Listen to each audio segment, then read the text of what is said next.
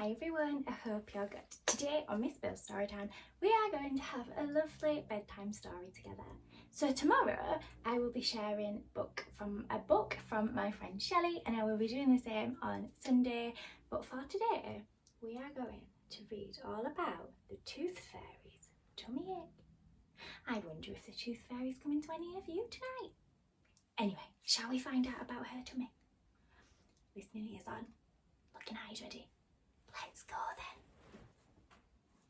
The Tooth Fairy's tummy ache. You see, it happened when I was eating a juicy red apple for a snack. I was chewing and chomping when suddenly I bit down and heard a crack. My first tooth was finally out. All it took was something yummy. But when I went to collect it from my mouth, I realised it had landed in my tummy. That wasn't the plan I had thought of in my head. I was thinking of something fast before I went to bed. I searched high and low for something tiny and white, even though what I was doing wasn't really right. The Tooth Fairy would visit if she didn't have a tooth to take. Would she? So I put a kernel of popcorn under my pillow as a replacement fig. Oh no. This child's tooth feels a little strange and it doesn't look quite right, but I'll trade it in for a silver dollar, hop on my toothbrush and fly out of sight. Back to the workshop I go to add this tooth to my collection, but this one looks rotten upon further inspection. It's too round to be string and too tiny to be glue. But what can I do with this tooth? I don't have a clue. I call my fairy friends who come over, skipping and hopping.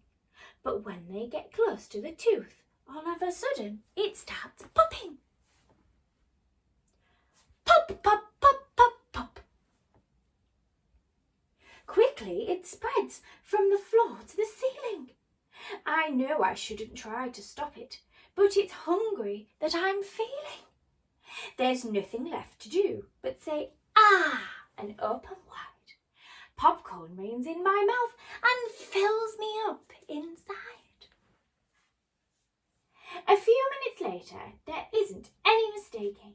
I feel really yucky because my tummy is aching. So I stay in bed and skip the work I need to do. But what's going to happen when everyone wakes up feeling blue? The grandmas and papas would be missing their new dentures. My friends wouldn't have necklaces for their dress-up adventures. The night sky would be without all of its shiniest stars. Tooth fairies wouldn't have fly dust so that they cannot drive their cars. Suddenly, it hit me. I had a hunch. Maybe she lost this tooth while she was eating her lunch. I go through the window for the second time tonight. I had to explain to this girl the difference between wrong and right. I tapped on her shoulder and whispered in her ear, lying won't get you anywhere. Do you hear me, my dear? It's best to be honest and always tell the truth. You should have just told me that you had swallowed your tooth. She flashed me a smile and with a toothless grin, and I felt a new friendship is about to begin. I'll leave you a notepad so you can write me a letter. When you lose your next tooth, hopefully it will work out a bit better. The end. What a lovely story, and it just shows even if you swallow your tooth when you're eating, we don't need to worry because the Tooth Fairy will come and take it away because she knows.